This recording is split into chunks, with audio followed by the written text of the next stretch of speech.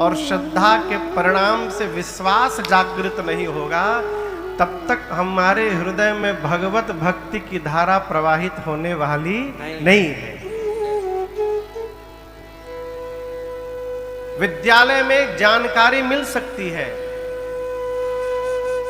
ऐसा कोई विश्वविद्यालय नहीं बना है जो हमको भक्ति से परिपूर्ण कर दे। अब आप दर्शन करिएगा, कौन सा विश्वविद्यालय है जहां जाने से हमको भगवान की भक्ति प्राप्त हो जाए? नहीं हो सकती।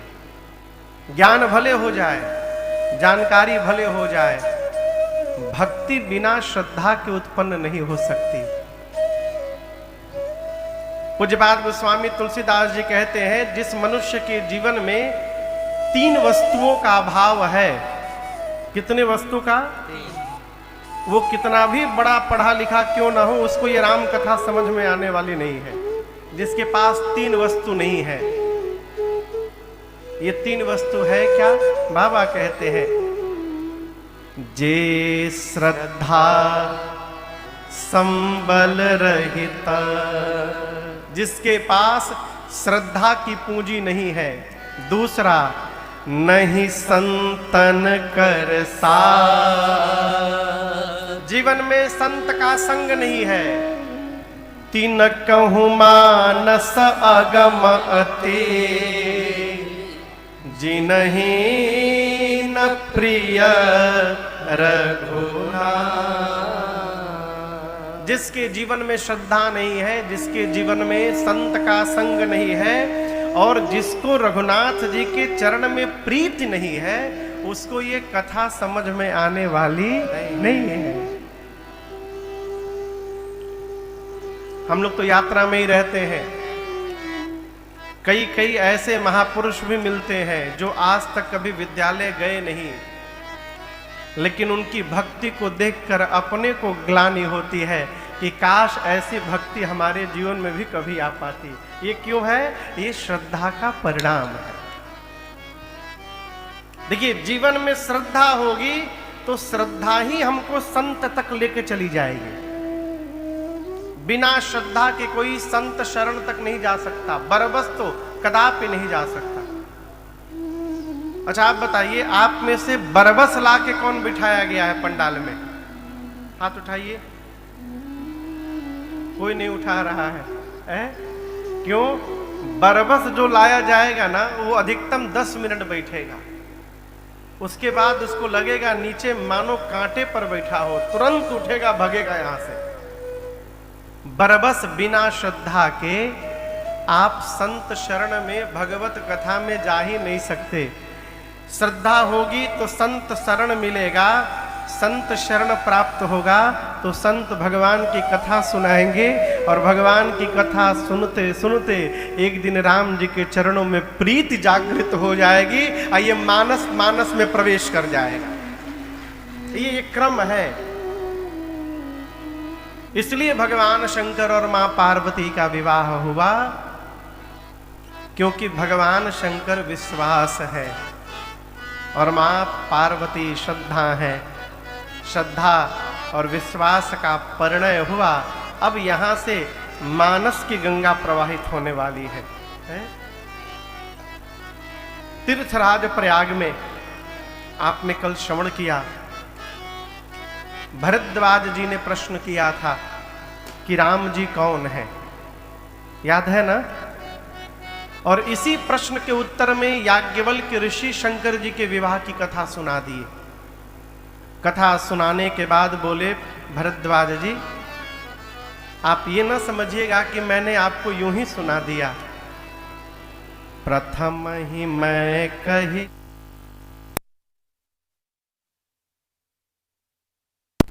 रमा तुम्हार,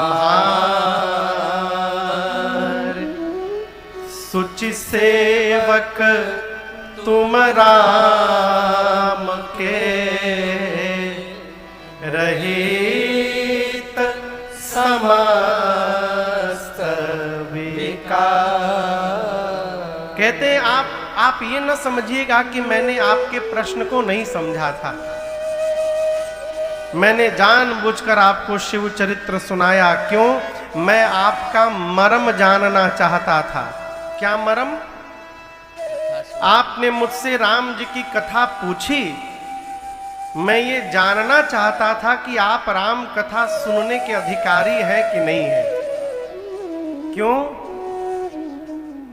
याज्ञवल्क्य ऋषि कहते हैं, भरद्वाज जी, जो जीवन में भगवान शंकर का भक्त नहीं होगा उसको कभी राम जी की भक्ति प्राप्त होने वाली नहीं है। राम जी की भक्ति प्राप्त करनी है तो शंकर जी की शरण में आना पड़ेगा। आपको एक प्रसंग सुनाऊं,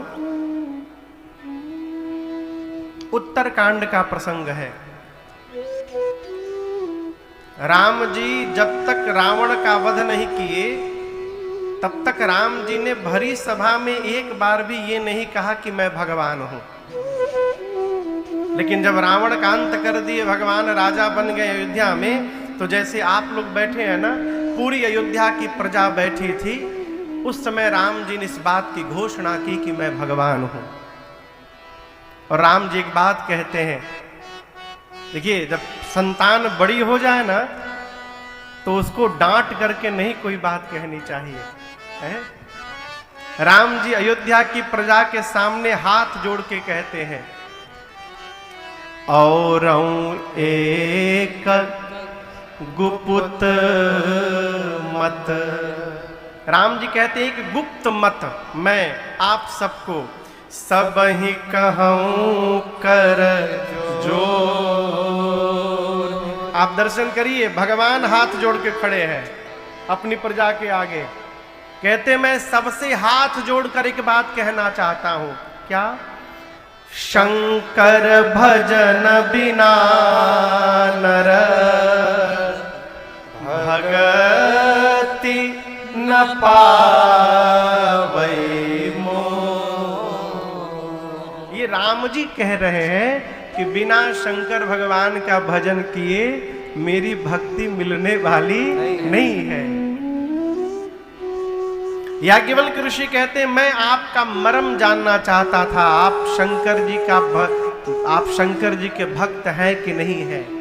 अब मैं जान गया आप शंकर जी के भी भक्त हैं और इसीलिए आप रघुनाथ जी के भी भक्त हैं। मैं ये मर्म आपका जान गया है। अब मैं आपको राम जी की कथा श्रवण कराऊंगा, लेकिन एक बात कहूं भरद्वाज जी, भगवान की कथा अपार है। कितनी है? अपार, जिसको पार नहीं किया जा सकता। कहते 100 करोड़ शेष नारायण भी, एक शेष नारायण के पास 1000 मुख हैं, फन। कितने फन हैं उनके? 1000। अब अजीत बाबू मल्टीप्लाई करिए, 100 करोड़ शेष नारायण के कुल कितने मुख हो जाएंगे? बोलिए बोलिए, आप लोग अब गुणा करिए। हाँ, अनंत नहीं होगा। एक शेष नारायण के 1000, तो 100 करोड़ शेष नारायण के कितने हो जाएंगे? अच्छा ये बताओ, 100 करोड़ को कितना कहते हैं? ये भी नहीं मालूम। 1 अरब, ठीक। 1000 में कितने शून्य होते हैं? 3। अब 1 अरब में 3 शून्य लगाइए। 1 शून्य लगाएंगे तो क्या हो जाएगा? 10 अरब। कितना हो जाएगा? 10। दूसरा शून्य लगाएंगे तो कितना हो जाएगा? 1 खरब। और तीसरा शून्य लगाएंगे तो कितना हो जाएगा? 10 खरब। यानी 100 करोड़ शेष नारायण यदि आ जाएं तो उनके कुल मुख की संख्या होगी 10 खरब। याज्ञवल्क्य ऋषि कहते एक एक मुख से यदि कथा कहना प्रारंभ करें तो 100 करोड़ शेष नारायण के सारे मुख समाप्त हो जाएंगे, परंतु भगवान की कथा पूरी होने वाली नहीं है। भगवान की कथा इतनी है?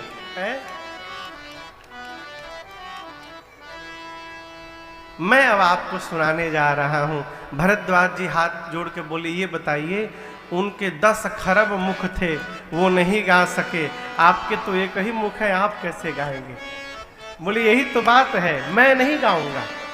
कौन गाएगा? याज्ञवल्क्य ऋषि कहते हैं, शारद दारो नारी सम स्वामी, शारद दारो नारी सम स्वामी, राम सूत्र धर अंतर जामे, राम सूत्र धर अंतर जामे, जेहि पर कृपा करहि जन जाने, जेहि पर कृपा करहि जन जाने, कभी उर अजेर न जावहि वाणी, कभी उर अजेर न जावहि वाणी, कभी उर अजेर न जावहि वाणी, कभी उर अजेर न जावहि वाणी। याज्ञवल्क्य ऋषि बोले मैं नहीं गाऊंगा। कल आपसे कहा था, जहां मैं प्रवेश कर जाता है वहां बना हुआ काम भी बिगड़ जाता है? मैं नहीं गाऊंगा। आप में से कठपुतली का नृत्य किसी ने देखा है? कठपुतली सही में नहीं, टीवी पर भी। हाँ, सही में तो उधर होता है, गुजरात राजस्थान की तरफ होता है। अच्छा आप बताओ, क्या कठपुतली सही में नाचती है? लेकिन दिखाई तो कठपुतली देती है, लगता है कठपुतली ही नाच रही है। लेकिन आप ध्यान से यदि देखेंगे तो कठपुतली के शरीर के अंगों में धागे बंधे रहते हैं, और वो धागे पर्दे के पीछे उसके नचाने वाले के उंगलियों में बंधे रहते हैं। पर्दे के सामने केवल कठपुतली दिखाई देती है, पर्दे के पीछे नचाने वाला है। नचाने वाला जैसे जैसे उंगली नचाता है पर्दे के सामने, वैसे वैसे कठपुतली नाचती है। देखने वाले को लगता है कि कठपुतली नाच रही है, लेकिन वो नाचती नहीं है।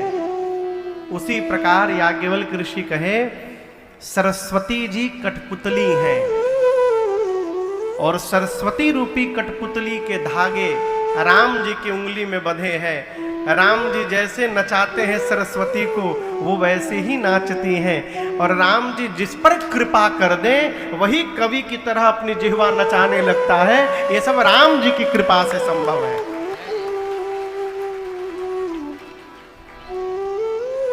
उन्हीं राम जी को प्रणाम करके मैं आपको कथा श्रवण कराऊंगा। कल गोस्वामी जी काशी से कथा को लेकर प्रयाग गए थे, याद है ना?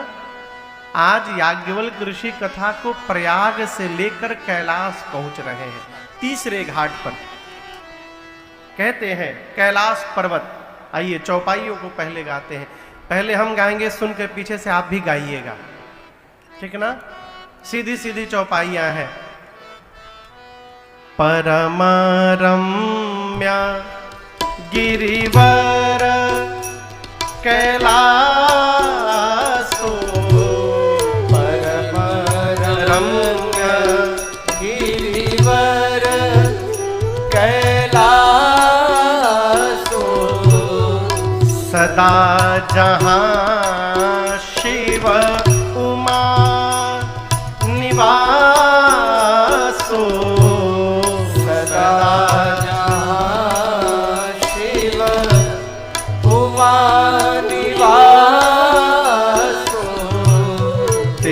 गिर पर बट बिटप विशाला,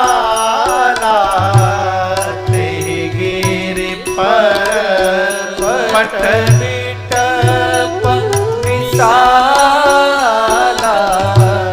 नित नूतन सुंदर सब काला,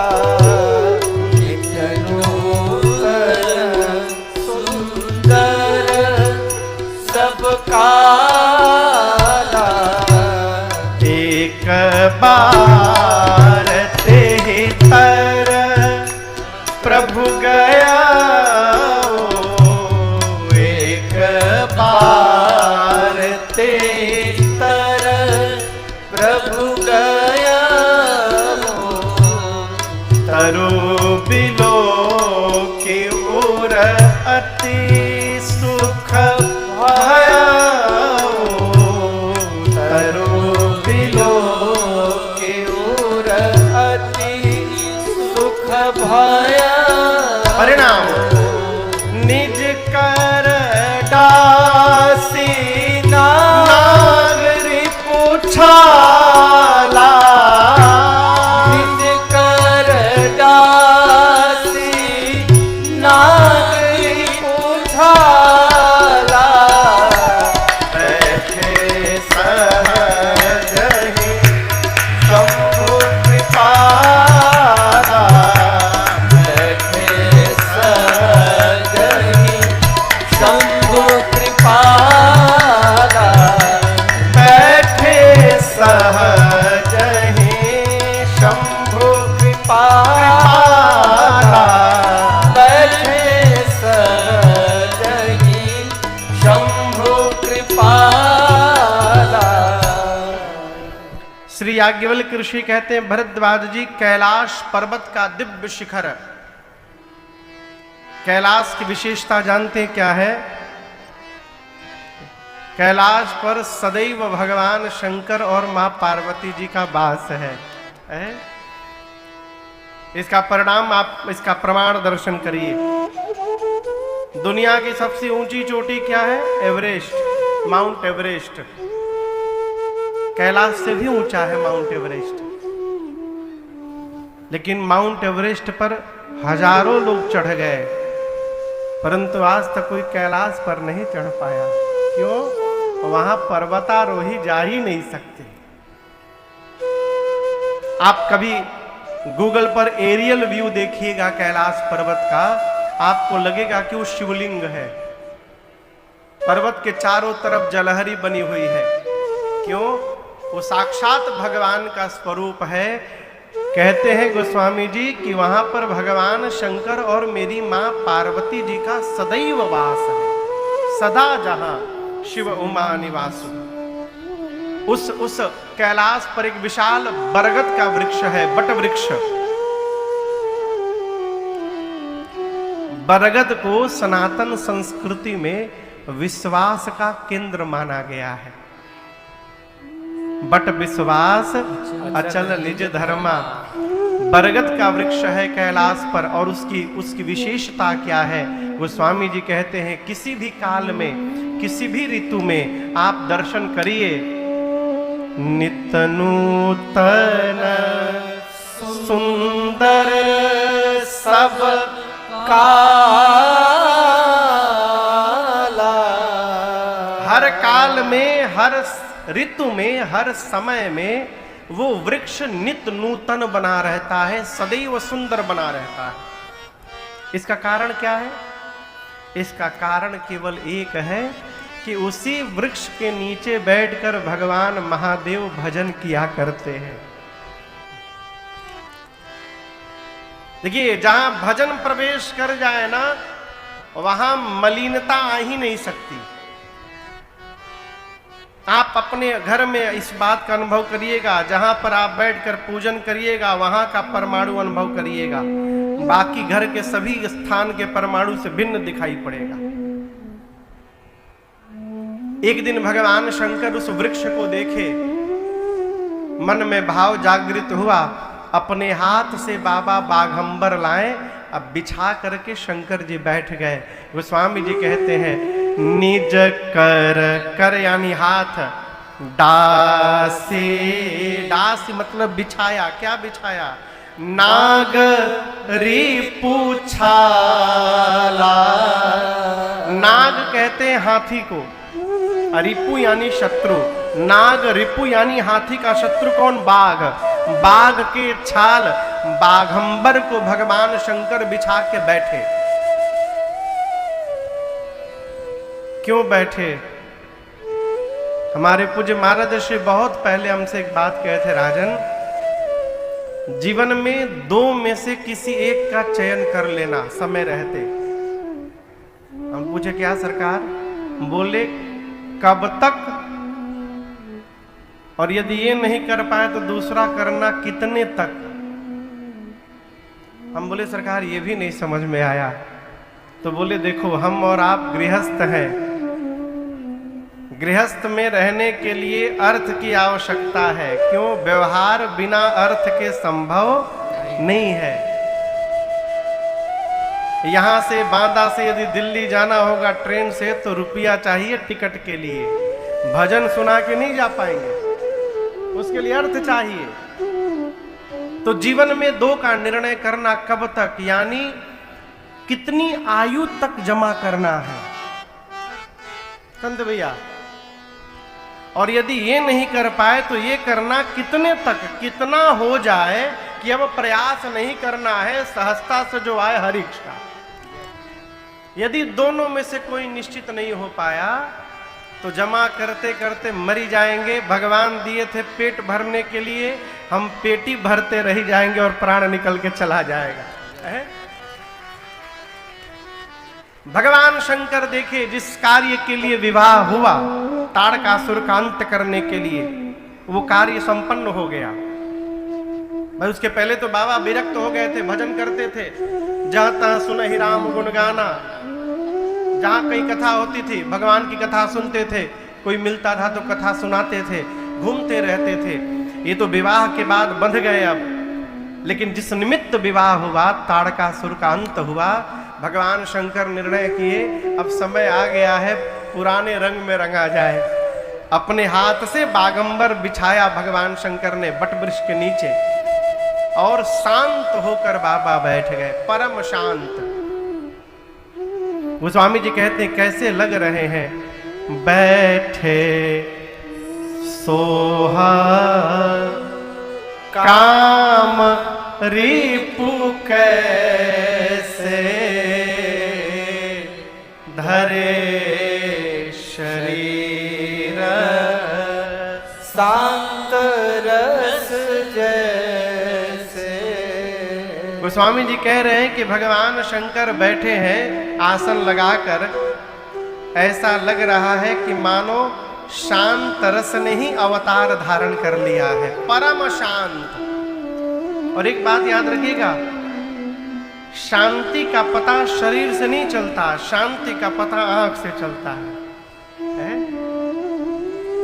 कई लोग का शरीर तो शांत रहता है लेकिन मन कितना शांत है।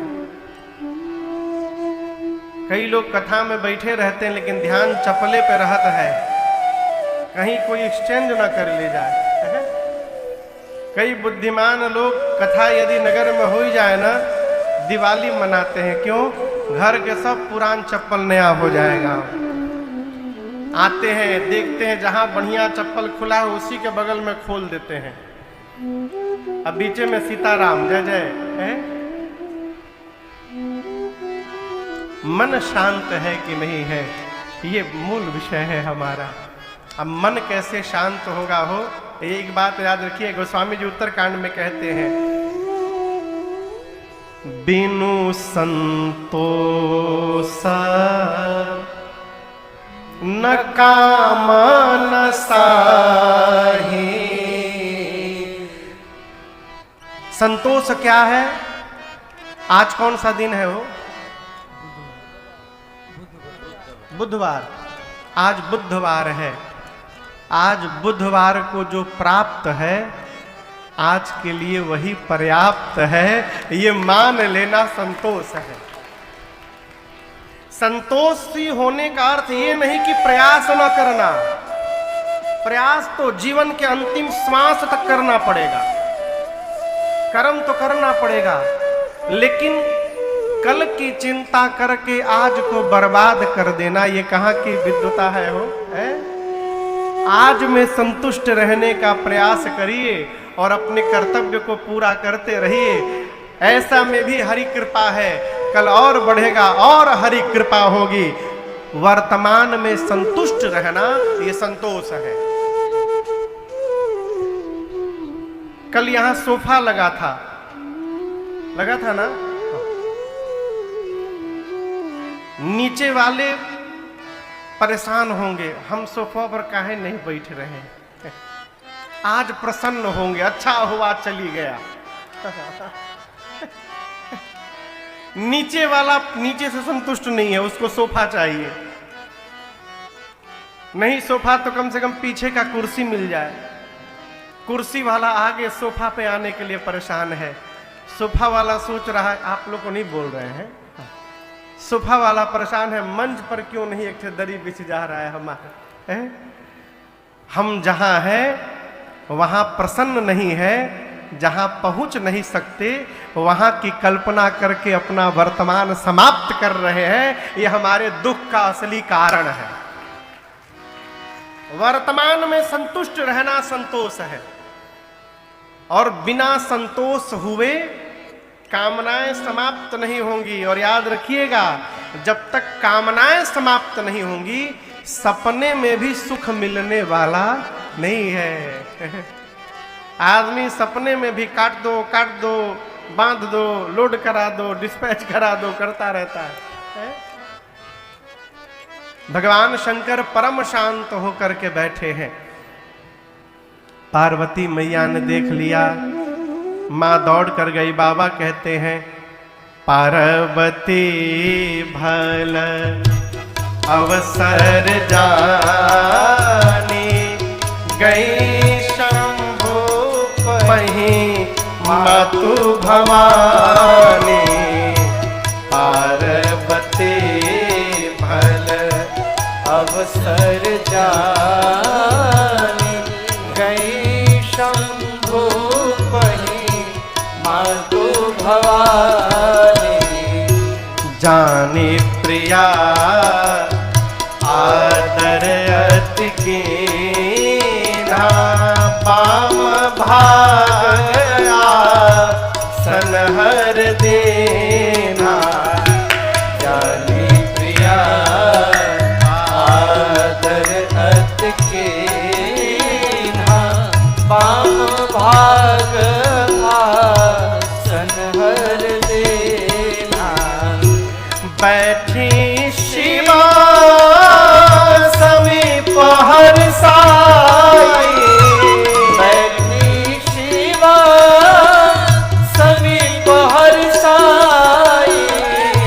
पूरब जन्म यथाचित आए। पूरब जन्म यथाचित आए। पूरब जन्म यथाचित आए। पूरब जन्म यथाचित आए। जैसे भगवान शंकर बट वृक्ष के नीचे बैठे, पार्वती मैया सुंदर समय जानकर दौड़ कर गई हैं। कल की कथा याद करिए, सती मैया को भगवान शंकर ने समाधि से आने के बाद कहां बिठाया था? कहिए, सामने बिठाया था। लेकिन आज दर्शन करिए, पार्वती मैया गई तो कहां बिठाए हैं? बाम भाग आसन हर दीना। पुनः भगवान शिव ने मेरी मां को अपने वामांग में स्थान प्रदान किया। देखिए, खोया हुआ स्थान जब दोबारा मिलत है ना, कोई विधायक बन जाए, अगले इलेक्शन में हार जाए, उसके बाद के इलेक्शन में फिर से विधायक बन जाए, तो पहली बार बनने पर जो खुशी नहीं मिलती है वो दूसरी बार बनने से प्राप्त हो जाता है। मां गदगद हो गई है। बाबा ने वामांग में स्थान प्रदान किया। भगवान शंकर भजन करने जा रहे थे और उसी समय मैया भी आ गई। पति भजन करने जाए, उसी समय पत्नी भी सहयोग करने आ जाए। सोचिए कितना आनंद की वर्षा होगी उस समय। बाबा गदगद हो गए एकदम। ये प्रसंग कहता है 5 मिनट 2 मिनट समय निकालकर घर में भजन कर। क्या कर? भोजपुरी समझ में आती है आप लोगों को? अरे भजन कर होई तवन होई ना, कोई नहीं अपना, कोई नहीं अपना, जगतिया में कोई नहीं अपना। भजन कर होई तवन होई अपना, कोई नहीं अपना, कोई नहीं अपना, जगतिया में कोई नहीं अपना। भजन कर होई तवन होई हो, जगतिया में कोई नहीं अपना। भजन कर होई तवन होई हो, जगतिया में कोई नहीं अपना।